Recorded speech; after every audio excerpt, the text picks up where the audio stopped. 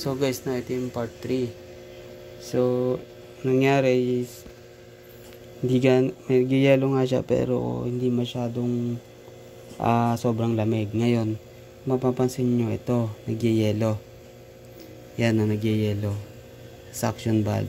So paano mawala yan at yung lamig niyan mapunta lahat sa pinaka freezer, itong gauge. No, ito bubuksan lang natin ulit yung kinonekta na muna natin ulit sa suction valve. Tapos ito na siya. No, bubuksan lang natin siya. Yan. Anuin lang natin yung pressure. Kailangan makuha lang natin yung tamang PSI. So sa 10. Kung mapapansin nyo, nawawala na siya. At yung lamig niya mapunta lahat sa taas.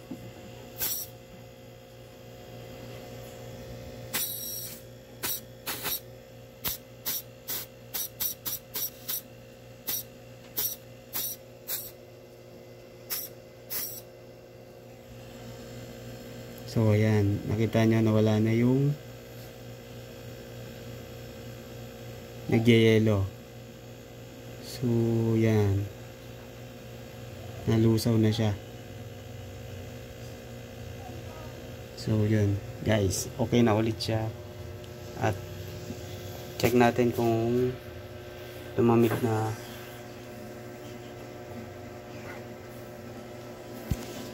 freezer.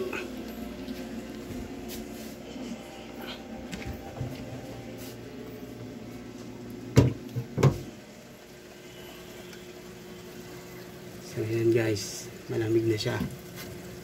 So